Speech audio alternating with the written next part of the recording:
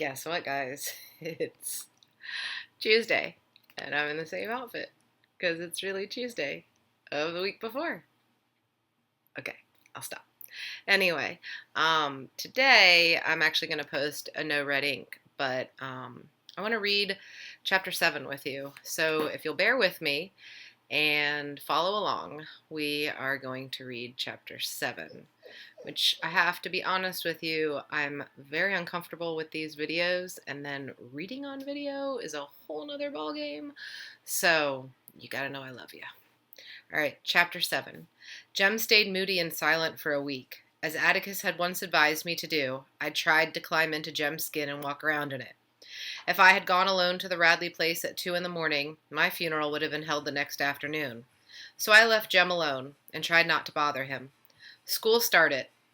The second grade was as bad as the first, only worse. They still flashed cards at you and wouldn't let you read or write. Miss Caroline's progress next door could be estimated by the frequency of laughter. However, the usual crew had flunked the first grade again and were helpful in keeping order. The only thing good about the second grade was that this year I got to stay as late as Jem, and we usually walked home together at 3 o'clock. One afternoon when we were crossing the schoolyard toward home, Jem suddenly said, "There's something I didn't tell you." As this was his first complete sentence in several days, I encouraged him. "About what?" "About that night."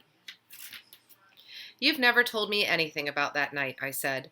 Jem waved my words away as if fanning gnats. He was silent for a while. Then he said, "When I went back for my breeches, they were all in a tangle when I was getting out of 'em. I couldn't get 'em loose. When I went back—" Jem took a deep breath. "When I went back, they were folded across the fence, like they were expecting me. Across, and something else." Jem's voice was flat. "Show you when we get home. They'd been sewed up. Not like a lady sewed 'em, like something I tried to do. All crooked. It's almost like somebody knew you were coming back for 'em." Jem shuddered, like somebody was reading my mind, like somebody could tell what I was going to do. Can't anybody tell what I'm going to do lest they know me, can they, Scout? Jem's question was an appeal. I reassured him. Can't anybody tell what you're going to do lest they live in the house with you, and even I can't tell sometimes. We were walking past our tree. In its knothole rested a ball of gray twine. "Don't take it, Jem," I said. "That's somebody's hiding place." "I don't think so, Scout." "Yes, it is. Somebody like Walter Cunningham comes down here every recess and hides his things, and we come along and take 'em away from him. Listen, let's leave it and wait a couple days. If it ain't gone, we'll take it. Okay?" "Okay, you might be right," said Jem. "It might be some little kid's hiding place. Hides his things from bigger folks. You know, it's only when school's in that we found things."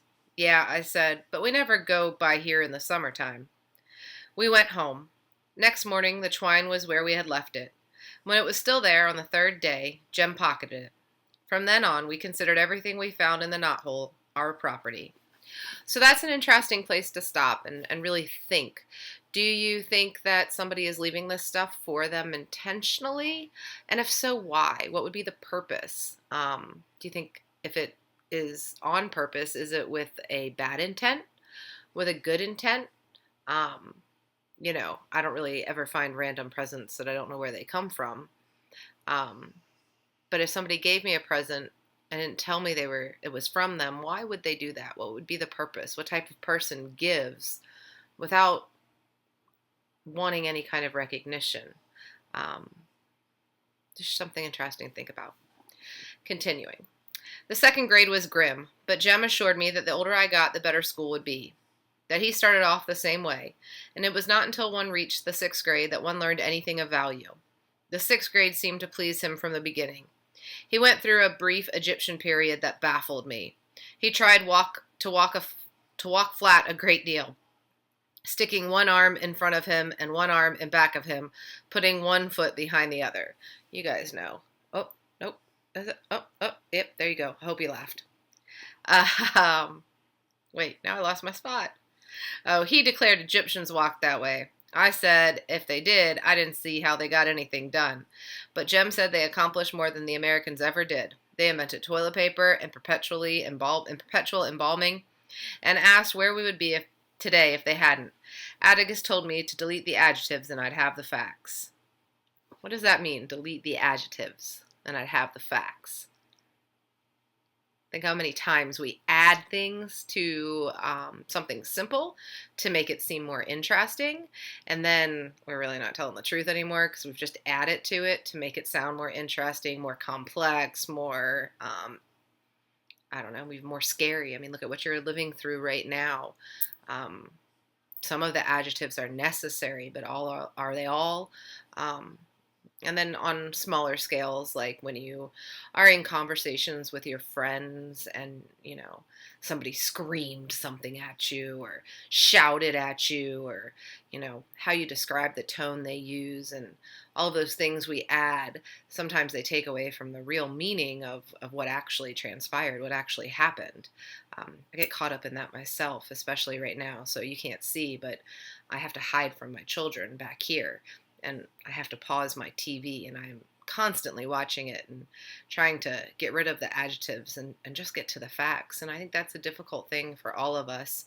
And Atticus is teaching this to his children, and Harper Lee is teaching it to us. And, I think you can kind of see how this book, I just get wrapped up in it. All right. So going back over, I'm on page 67, just so you know, kind of in the middle. There are no clearly defined seasons in South Alabama. Summer drifts into autumn, and autumn is sometimes never followed by winter, but turns to day-old spring that melts into summer again. That fall was a long one, hardly cool enough for a light jacket. Jem and I were trotting in our orbit one mild October afternoon when our knothole stopped us again. Something white was inside this time. Jem let me do the honors. I pulled out 2 small images carved in soap. One was the figure of a boy. The other wore a crude dress. Before I remembered that there was no such thing as hoodooing, I shrieked and threw them down. So like voodoo dolls? That's what she's talking about. Jem snatched them up. "What's the matter with you?" he yelled. He rubbed the figures free of red dust. "These are good," he said. "I've never seen any this good." He held them down to me. They were almost perfect miniatures of 2 children. The boy had on shorts, and a shock of soapy hair fell to his eyebrows. I looked up at Jem. A point of straight brown hair kicked downwards from his part. I had never noticed it before. Jem looked from the girl doll to me. The girl doll wore bangs. So did I. "These are us," he said. "Who did 'em, you reckon?" "Who do we know around here who whittles?" he asked. "Mr. Avery?" "Mr. Avery just does like this. Carves. Mr. Avery averaged a stick of stovewood per week. He honed it down to a toothpick and chewed it. "There's old Miss Stephanie Crawford, sweetheart," I said. "He carves all right, but he lives down in the country. When would he even pay attention to us? Maybe he sits on the porch and looks at us instead of Miss Stephanie. If I was him, I would." That's pretty harsh. Jem stared at me so long I asked what was the matter, but I got nothing, Scout, for an answer.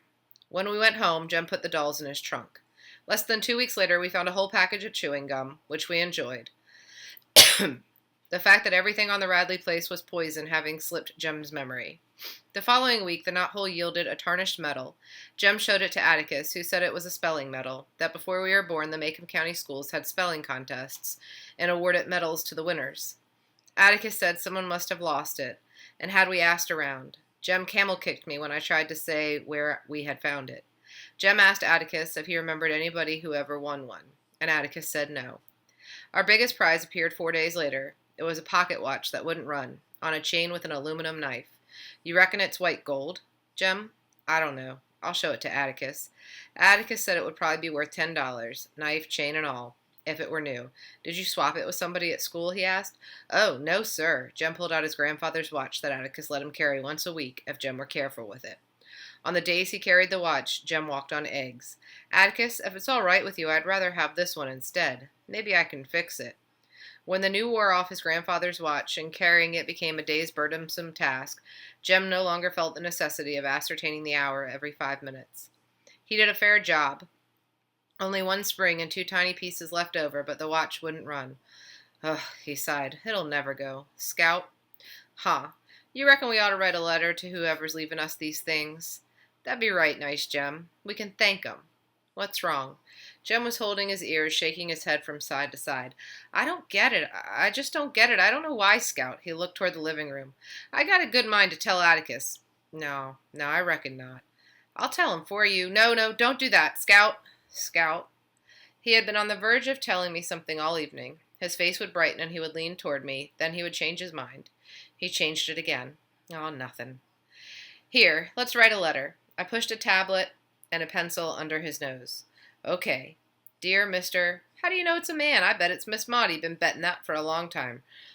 Miss Maudie can't chew gum. Jem broke into a grin. You know she can talk pretty sometimes. One time I asked her to have a chew, and she said no thanks, that chewing gum cleaved to her palate and rendered her speechless, said Jem carefully. Doesn't that sound nice?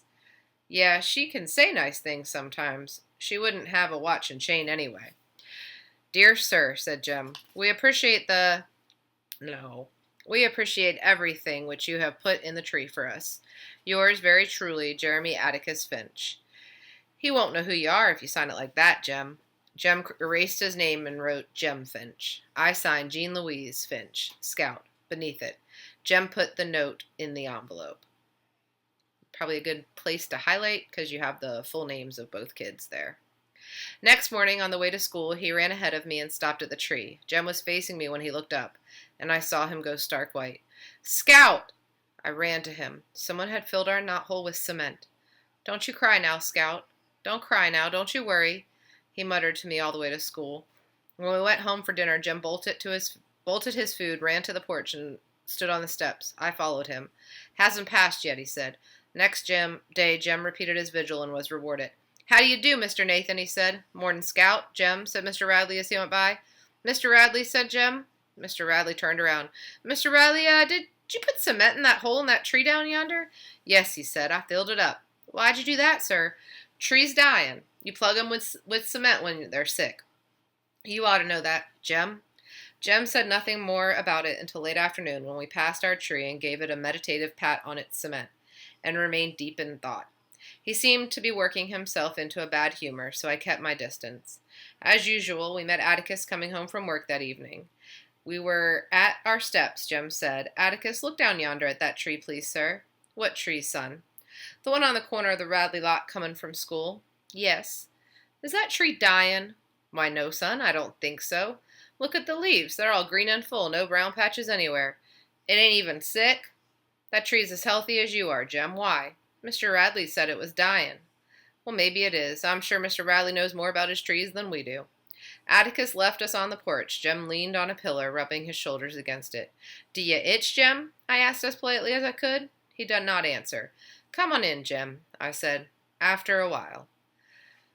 He stood there until nightfall, and I waited for him. When we went in the house, I saw he had been crying. His face was dirty in the right places. But I thought it odd I had not heard him. So a couple of things I want you to think about is, first, why would Nathan Radley cover the hole? What would be that reason? And why is that upsetting to Jem specifically? I mean, Scout, he keeps saying not to be upset, but why is that upsetting to Jem? He cries. And you can kind of hopefully see, when you're playing outside all day and you get dirt on your face and then you sweat and you can kind of see those marks. That's what she's describing when she says he was, she could see it in all the right places. All right. So kind of a chapter to think about. Why was somebody leaving him those gifts? And then why would he close that hole? What would be that purpose? And, why is Jem so upset about it? All right. So Tuesday, a week from where I am actually today, and I have a No Red Ink post-it in the Google Classroom for you. The only assignment for the book is just that you listen to this video and kind of think about what I talked about, and we'll pick up with that tomorrow. I hope you guys are doing well. I miss you, and I love you.